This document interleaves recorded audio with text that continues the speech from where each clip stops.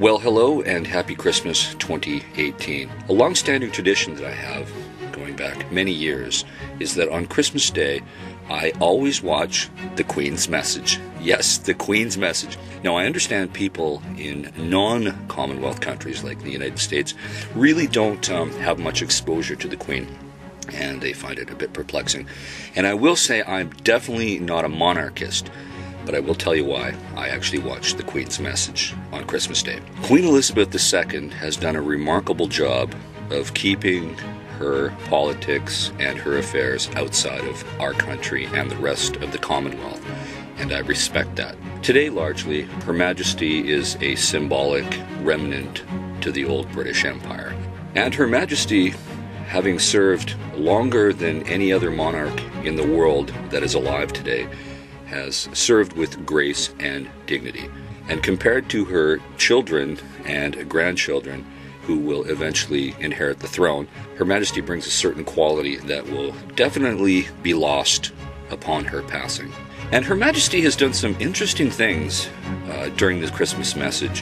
One year, she actually was very respectful and inclusive of those who were not Christian and people who were also atheists. Now, those are two things that would never be mentioned on a Christmas before, but Her Majesty had enough grace to tackle this, even though she is the head of the Church of England.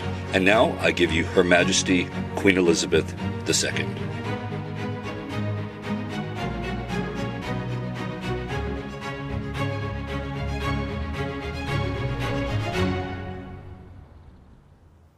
For many, the service of 9 lessons and carols from King's College, Cambridge, is when Christmas begins.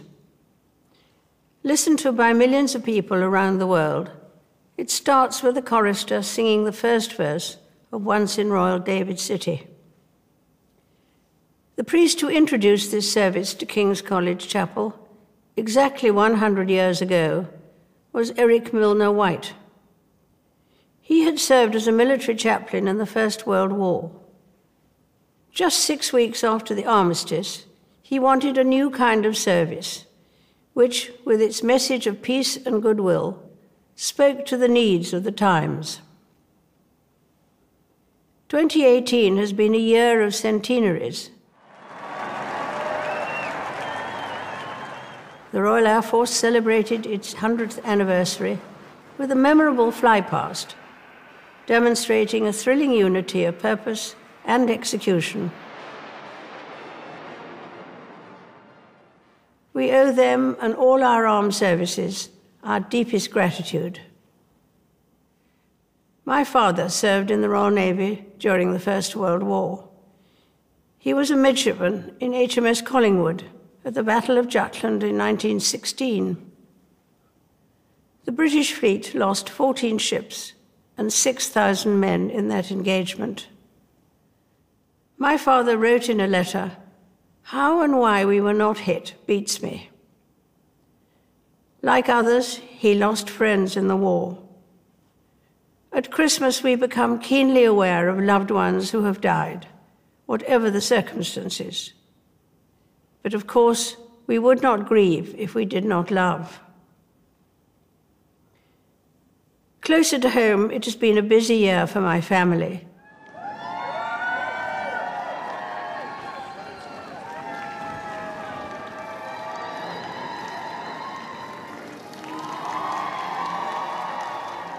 With 2 weddings and 2 babies and another child expected soon. It helps to keep a grandmother well occupied. We have had other celebrations too, including the 70th birthday of the Prince of Wales. Some cultures believe a long life brings wisdom. I'd like to think so. Perhaps part of that wisdom is to recognize some of life's baffling paradoxes, such as the way human beings have a huge propensity for good, and yet a capacity for evil. Even the power of faith, which frequently inspires great generosity and self-sacrifice, can fall victim to tribalism. But through the many changes I have seen over the years, faith, family, and friendship have been not only a constant for me, but a source of personal comfort and reassurance. In April, the Commonwealth heads of government met in London. My father welcomed just 8 countries to the first such meetings in 1948. Now the Commonwealth includes 53 countries with 2.4 billion people, a third of the world's population. Its strength lies in the bonds of affection it promotes and a common desire to live in a better, more peaceful world. Even with the most deeply held differences, treating the other person with respect and as a fellow human being is always a good first step towards greater understanding. Indeed, the Commonwealth Games, held this year on Australia's Gold Coast, are known universally as the Friendly Games because of their emphasis on goodwill and mutual respect. The Christmas story retains its appeal since it doesn't provide theoretical explanations for the puzzles of life. Instead, it's about the birth of a child and the hope that birth 2,000 years ago brought to the world. Only a few people acknowledged Jesus when he was born. Now, billions follow him.